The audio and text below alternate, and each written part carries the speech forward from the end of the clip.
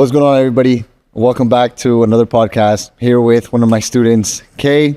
So this was one of the kind of more like unexpected podcasts I normally do. Sometimes a lot of the podcasts we schedule within, weeks in advance.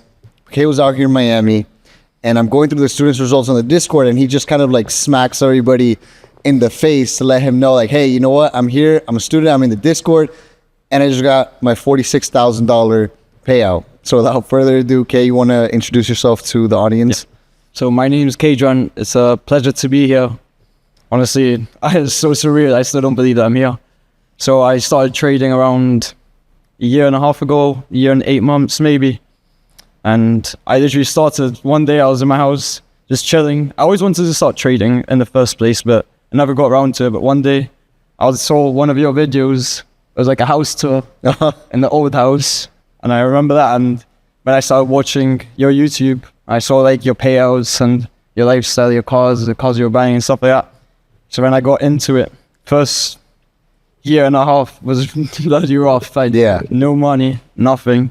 It's just out. It's just trading takes a lot of psychology, I feel like, more than anything else. I got my trading plan. I've stuck to like the same system. I trade supply and demand. I've stuck to that. I just feel like psychology was, for me, the hardest part. It's taken me around a year and a half to get to where I am. I still don't feel like I'm anywhere near where I need to be, but I'm still grateful to be in the position to have got my first few payouts and enjoying it now. Yeah, so, I mean, that says a lot because you're almost 2 years in and you've already made $46,000, which is crazy. Like the majority of people, even at like 3 years in, they haven't made a single cent, and you've gotten a total amount of 46K in payouts. That's insane. You know how like crazy that is? Yeah, it's so real. I still don't believe it, to be honest. It just feels like a dream. How did it feel when those payouts first started hitting your bank account? I didn't believe it at first. I refused to believe it until I spent the money, but it just felt amazing because I worked so hard. I've been in like a dedicated routine. I wake up at 3. I would study, I'd go to the gym, and I would go to work. And now everything's just starting to pay off finally. I know it's like if I don't maintain it, it's just going to be like a one-off thing. But I'm trying to make it so it's consistently making money all the time. And then eventually I can branch out to different ventures and stuff. So would you say that routine and that consistency with going to the gym, waking up early, and then going to work is what helped you get here a lot faster than what the majority of people would? Because what I see is like the majority of people still haven't made money around like that 2-year mark, and you've like excelled that. You've surpassed that. Yeah, I feel like whenever I don't stick to my routine, like if I don't wake up in the morning, I don't go to the gym, I don't study, I don't do my reading and stuff like that, I feel like just not doing one of those things already like messes up my whole routine like throughout the day, because I break my trading rules. It's when I stick to that routine is when I see like myself like very, very dedicated to what I'm doing, and I don't break my rules whatsoever. So when I don't stick to that routine is when everything starts to go a bit sideways. Yeah, I completely agree, 100%. And do your parents know about your success? Yeah, my dad's been with me since the beginning. He's the one that always pushes me. He's like my motivation. Like whenever I feel down or whatever because of trading, because sometimes it's a bit mentally draining. Of course. You don't see no results, you're just investing, and then he's always pushed me. And to be honest, without him, I don't think I'd be anywhere I am right now. And how does that feel to have that type of motivator and that support system from your family? Because a lot of people will reach out to me, even just like Instagram DMs, are like, bro, I don't really know what to do anymore because everybody's kind of against my trading goals and my trading dreams, let's call it. And I don't know what to do. I kind of feel like giving up. So how does that feel to actually have that support system? It's amazing. He's been like that since the beginning. Both my parents. My mom was a bit more skeptical about it because she doesn't want me like wasting my hard-earned money. But I'm like, it's not wasting, I'm investing. If I don't do it now, when am I going to do it? When I've got children and paying a mortgage, like there's no way I'm going to do it then. So I feel like my dad, with everything I've done, I used to play football, just with everything, he's always just told me, go 100% and I'll follow you the whole way. So I feel like that is, I think, the best feeling you could ever have. Like, that's all the motivation you need. If you don't push, then that's all up to you then. Yeah, that's awesome. How old are you right now? I'm 20. I turned 21 20 next month. 20 and made 46K in payouts from the markets. How does it feel to know that you're 20 years old and you've been able to have that type of success already? Yeah, it's surreal, but I always seem to forget the fact that I am 20. I always like, I need to push hard. I'm not doing enough. And then I always like try to remind myself I'm only 20. Like in 2-3 years from now, like who knows where I'll be. 100%. So I just feel like sometimes I rush too much because I feel like I need it now, but I don't need it now. Patience is a key, especially with trading. If you're not patient, you are going to screw up in the markets because you're just going to enter positions which make no sense. Yeah, 100%. And I feel you when you say it's like, I need it now, and you have to remind yourself that you're only 20. You feel like you're not doing enough, because I had that to this day. And I feel like what separated me from a lot of other people that maybe don't chase their dreams and don't go after what they don't or what they want is because they don't have that in them, where they feel like they're not doing enough. A lot of people are comfortable. So would you say like pushing yourself outside of those boundaries and having that type of mindset is what gave you that work ethic to never give up? Because we all know trading can be very difficult at times. So kind of take us through the rough times and how you recuperated from those. To be honest, I've never had like the feeling where I'm like, oh, I'm going to give up with trading, because I know eventually, whether it takes me 2 years, 3 years, 4 years, 5 years, 10 years, I'm still going to be young. So like, doesn't matter how long it takes me. I know that eventually if I just stick it through and don't give up, eventually it will pay out. Like, it just has to, because if you stick to something and dedicate your whole life to it and just focusing on like getting better at what you're doing day in and day out, like focusing your mistakes, taking your losses and turning it into a lesson, I feel like is the most important thing, because everyone just takes the loss and they don't reflect on it. They don't analyze what they did wrong. They just take the loss and they're like, oh, it must be the market. Yeah. Or everything's against me. No one wants me to win. Yeah. It's not like that. It's the markets don't care about They don't care about your emotions. They don't care about anything. It's you that just has to learn to manage your emotions, and just, I guess with experience, I guess it comes. Like, I feel like I still don't manage my emotions too well. Like, I feel like sometimes I get emotional, I enter another trade, and then I end up losing, and then I enter another one, I'm like, what have I done? But I feel like without those experiences, you're not gonna like grow up into a bigger trader or just a bigger person in life, because I feel like trading has helped me tremendously in life. It's helped me like mature so much. Everyone tells me like, I don't know how you're so mature at 20, and I'm like, I guess it's the markets, it must be. So in what ways would you say that trading has helped you actually mature? I just feel like it makes me like reflect on myself. Like, now I'm way more dedicated in the gym. Maybe not right now because I'm out here in Miami eating and drinking, but when I'm back at home, like, I feel like I need to stay in shape. I feel like just everything I feel like leads towards me trading good. Like, I don't stick to something, I feel like it just leads to a disaster on the markets, because I feel like the markets is like a reflection of yourself. Like, if you're not dedicated, the markets will show you it, because you'll end up breaking your rules, you'll end up over risking, you'll end up just anything, and then you just screw yourself on the market. So I feel like that's just helped me become the person I am right now. Yeah, I totally agree with you 100%, because even when I was going through my journey, or I don't want to say like early on, but definitely in the beginning stages, once I was like a year and a half in, what I started to reflect a lot on when I was doing that like self-reflectment on some of my trades, or just in my trading in general, what I noticed a lot about myself was that I was making very impulsive decisions. And then I started to reflect on the rest of my life, and it's like, okay, well, all of these different actions were because of impulsive decisions. So I need to slow down and really think about making the most logical and really kind of activating that portion of my brain that really allows that critical thinking before actually making a decision and executing on that decision. So a lot of what you said, I could definitely resonate with. And it reminds me of my earlier trading days when I was also, 20 years old, 18 years old, first starting off. But that's absolutely amazing that you've been able to kind of like shift your mindset so young, because a lot of the younger traders that come into DTI or that I talk to have like this kind of like self-confidence of somebody who has been trading for like 10 years, 15 years. And they're like, oh, like I kind of already know what I'm doing, but their P&L doesn't necessarily reflect that, and they're making a lot of beginner mistakes. And to me, I had to completely destroy my own ego. I had to completely destroy my own confidence so I could rebuild it and start building the right habits in the right way. And then that's when I started to see real growth. So I know you talked a little bit about your trading strategy. You have plans, you have rules in place, right? What does your trading system look like? Do you trade exactly how like we teach in DTI, or do you kind of like grab that foundation and modify the overall system to your own needs? Yeah, so I trade support and resistance, supply and demand, and I always normally trade break and retest or bounce plays. Okay, I don't trade the break or the high. I feel like every time I do it, I just don't end up doing it correctly, and I always get stopped out. But so I just trade break and retest, bounce play, and then that's about it. But I always enter like off of engulfing candlesticks. I always wait for that extra confirmation. rather wait for that extra confirmation, avoid the loss, than take that higher risk trade. Sometimes I do take the higher risk trade, Yeah. impulsive decision, but most of the times I just try stay like disciplined and not go off my plan, because I feel like every time I go off my plan, even when I win a trade, I feel like I lose because I end up going off my plan again, because I'm like, Yeah. oh, it worked one time, why wouldn't it work again? Yeah. I feel like just sticking to my plan. On the FTMO, like the funded accounts, I only risk maybe 0.5% to 1.5, sometimes 2, depending on the trade setup. If it's a A+ setup, it's got over 5 confluences, then I'll look to enter maybe 2%. But even with 2%, it's a bit like, if you lose, it's a bit mentally like, oh, now I'm 2% down, I need to recover. Yeah. But yeah, I just trade support and resistance mainly.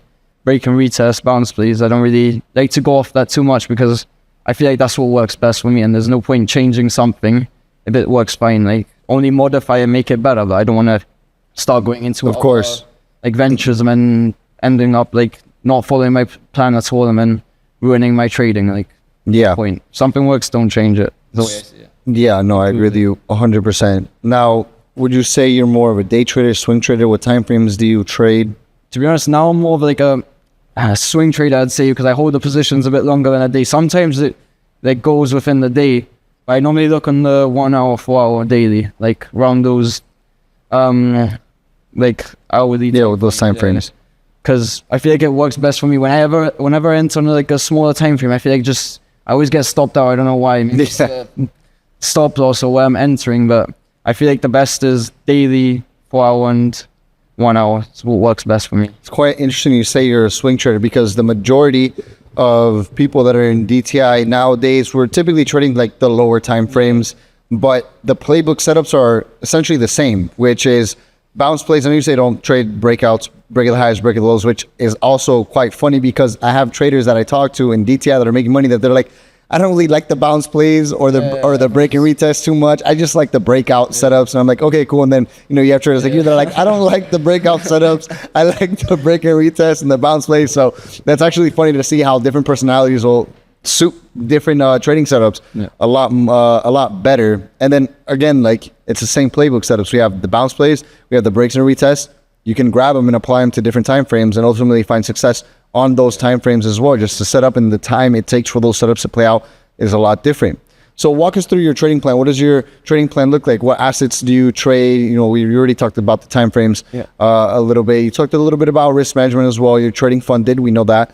So walk us through like your day-to-day trading routine, and then what are some of your rules inside of your trading plan? So normally I wake up at like around 3:30, sometimes 4, depending on what time I get to bed.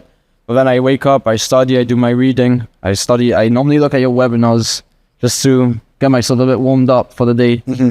Then normally, before I go to the gym, I'll go on the charts, analyze the markets, I'll see like what points I want to enter at. I normally analyze the week, like ahead, for the whole week, and then I look at areas where I'm interested in looking, and then every day I just keep an eye on the charts to see if it's broken below, then I'll look to enter maybe a different setup on it. Because if it's above, I want to enter a buy, obviously, if it's above support. But then if it breaks below, I want to look to enter a sell, depending on the change of like market structure, like when it goes from like it's trending up to bullish to bearish. So normally I just stick to that routine because it works best for me.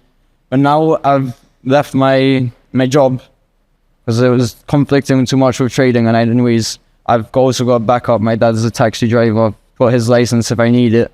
So now I feel like I can properly 100 all in on your trading. I can properly structure my my day around trading, because I feel like I was analyzing the markets too early, and sometimes like the position would not be there when I looked at it later on, and I'll be like, what's happened? And then, so I'm just eventually now I'm looking to structure my day around just trading. Like I'll go to the gym, because I always like to go to the gym before trading, because I feel like it prepares me for the day.